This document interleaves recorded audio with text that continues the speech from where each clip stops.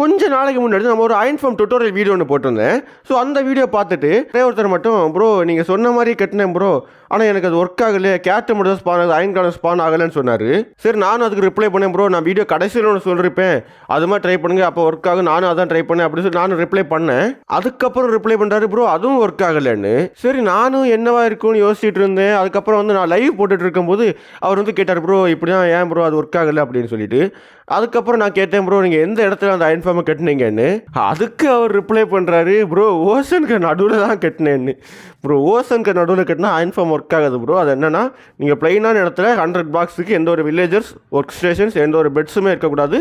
அப்படி நீங்கள் பார்த்து நீங்கள் வந்து லேண்டில் கட்டணும். ஸோ ஓஷனுக்கு நடுவில் அந்த அயன் ஃபார்ம் வந்து ஒர்க் ஆகாது. ஓகேவா, நான் அது வீடியோவில் சொல்ல மறந்துட்டேன். பட் இப்போ சொல்கிறேன், அந்த அயன் ஃபார்ம் வந்து ஓஷனுக்கு நடுவில் கட்டினா ஒர்க் ஆகுது.